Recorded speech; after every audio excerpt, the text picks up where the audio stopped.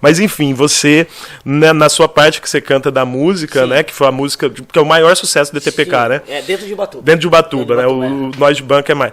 Você fala de Omulu, você fala das divindades. Eu queria que você falasse um pouco mais disso, sobre o papel da religiosidade na sua arte e também essa questão do preconceito, da discriminação, sim, que é uma coisa que existe muito, não só aqui em Ubatuba, quanto tanto é que muitas pessoas praticantes da Umbanda, do Candomblé, os juremeiros, que também é uma religião, outras religiões sincréticas, muitas das pessoas professam sua fé em silêncio, né? Em Ubatuba é lotado, digamos assim. Por medo da repressão, sim, da violência, dos olhares. Não, é perca de emprego. Já teve caso aqui em Ubatuba que a pessoa não conseguiu alugar uma casa porque no carro dele tinha um fio de corda pendurado. Entendeu? O dono da casa falou, não, pra macumbeira eu não alugo. O que acontece? Primeiro que é o seguinte, a gente não pode negar uma coisa. Isso tem cor. Ter cor é o primeiro problema. Tá certo? Ter cor é o primeiro problema.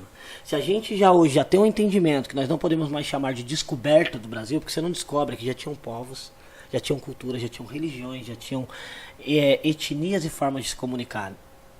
Quando o Brasil foi invadido, vamos usar esse termo, que historicamente ele é mais plausível.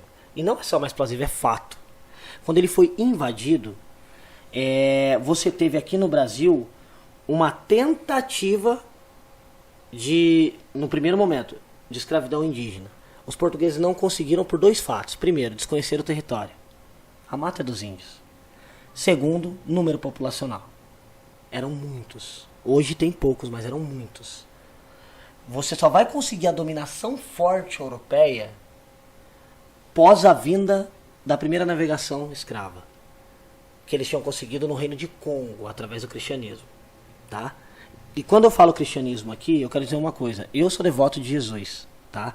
Dentro da Umbanda a gente tem Jesus, eu sou devoto, eu acredito naquele ser religioso. Quando eu digo cristianismo, eu digo a ideia política cristã. Uhum. A gente tem que separar muito bem as coisas. Fé não se discute, metafísica não se discute. Religião sim, porque religião é uma ferramenta humana. Ponto. Quando esses negros... Na verdade, você pode falar muito tranquilamente, porque, inclusive, assim, eu sou de formação, de ser batizado ainda bebê, e na verdade, cara, assim, muito do que se faz em nome de Jesus é exatamente o avesso do que ele pregou e ensinou. O senhor é professor, qual é o maior problema da educação? Interpretação de texto. E hoje, essa massa que entende assim, mostra que isso é verdade no Brasil. Porque não tem como você ler a Bíblia e aceitar certas coisas que fazem. Não tem. Falo isso porque eu gosto de ler a Bíblia, até hoje a leio, porque cada vez é um livro incrível. Eu falo até pros amigos, lê a Bíblia, você gosta do que? De ação? Tem. Romance? Tem tudo. É um livro, por mais que ele não entenda aquilo como um artifício de fé, um artefato de fé, algo místico, traga os princípios de tratamento daquela ideia. Entende? Exato. Mas, tipo, esse cara que pregou o amor, a partilha, a compaixão, o nome desse cara é usado para discriminar, perseguir, sim, e marginalizar a população negra e a população que ainda vive o sagrado de acordo com tradições dos seus, sim, ancestrais africanos. Fala mais dessa parte aí do preconceito, da discriminação. Na realidade, assim, ele já começa em 1474, quando os europeus vão pelo rio Zambésia, eles chegam a Congo. Tem uma diferença que eu vou explicar sobre os povos africanos. Em matéria de escravidão vieram 3 etnias para cá: o povo Banto, o povo Fon e o povo Yorubano. O povo yorubano é o que trouxe os famosos orixás que hoje tomam. Eles foram os últimos a vir, então estava mais fresco na memória. O primeiro povo, que é o povo Banto, conhecido como povo de Angola, povo de Congo, quando eles vieram para cá, foi porque Mani Congo, na época, os recebeu. O povo africano, primeira coisa, não tem demônio na cultura africana. A mãe africana não põe o filho para dormir falando, se você não fizer as coisas certas, o demônio vai te pegar. Não. Outra coisa que não tem no povo africano, religião. Religião vem de religare. O negro nunca se desligou de Deus. Isso é uma questão filosófica europeia, que vem ali da Ásia, que para mim mal interpreta, nasce com o judaísmo a ideia de religião. Que nós estamos desligados, nós precisamos religar. Não. O africano, ele acorda e dorme com Deus. Ou seja, a responsabilidade torna isso maior. Antes de escovar o dente, ele reza. Essa é a interpretação dele. Ele não tem uma interpretação de que Deus criou um ser para te julgar. Ele entende que aquilo que você faz, você recebe. Então eu vou ser bom porque eu quero receber coisas boas. E eu tô com Deus 24 horas. Quando eu vou ao banheiro, quando eu me deito, quando eu tomo banho, essa é a grande diferença.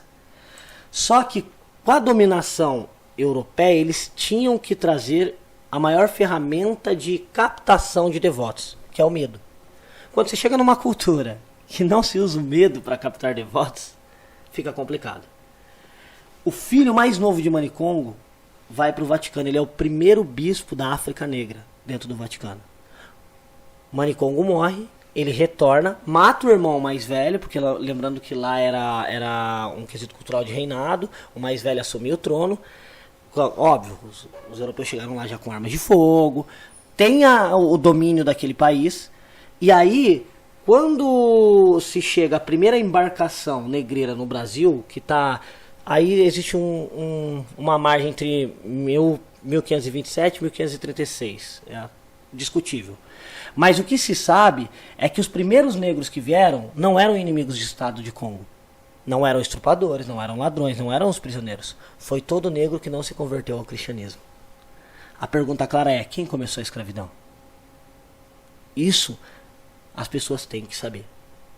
Então, aquele negro, em primeira remessa de Congo que veio para cá, são os que não se converteram. A segunda é os que se converteram e não eram praticantes. A partir da terceira virou cultural a escravidão e o ser humano como moeda de troca.